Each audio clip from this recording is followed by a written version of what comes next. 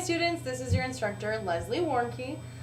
Got my twins gear on this week because I'm going to a twins game on Thursday night. So unfortunately, I probably won't get most of your assignments for Lesson 6 graded until Saturday. If you have questions about this week's assignments or about any previous assignments, feel free to call me or text me at 605-999-0693.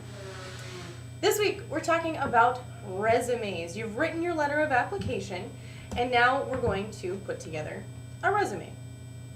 You can go ahead and check out the book on pages 160 through 179 for pretty thorough information about how to complete a resume. Specifically, what I'm not going to cover in my video this week, what employers like to see in a resume, specifically action verbs. There are some good examples of those in your text. And also how to balance education and experience. We talked a little bit about that in your letter of application. That also applies to your resume. The book also explains what to exclude from your resume, and it's got good information on that. So please check out the text, pages 160 through 179 for that. Now, how to compose a resume. There are 5 basic parts of your resume.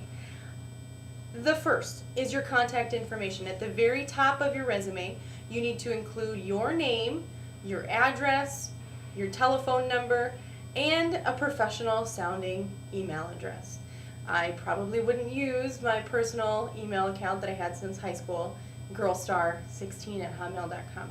Mine now is leslie.warnke@k12.sd.us. So if you don't have an email address like that, it's a good idea to set yourself up an email address based on your name. It's more professional looking than something with goofy words. The next part of your resume should be your career objective. This is the part where you tell employers exactly what it is you want to achieve. What kind of job you're looking for, what kind of job you're qualified for, and you can also squeeze information in there about what capabilities you possess that a future employer might want. For examples of this, check out your book, and also I've posted my personal resume to the resume assignment under instructions and files, so check that out too because I've got my objective on there. The next part is your credentials. This is the part where you have to weigh your experience with your education. If you have more experience in the field than you do education, I would start with the experience and work down toward the education. On my resume, I have information about my professional jobs, and then I have my education listed beneath, because at this point I have more experience.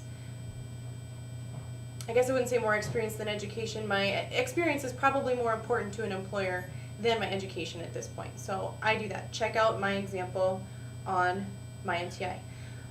Also, after your credentials, you're going to want to list related skills and achievements. These can be job related.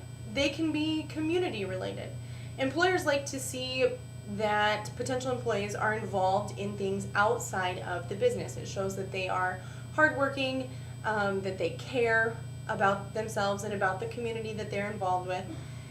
This is also a good place for you to discuss your computer skills. What special programs are you capable of running, of performing?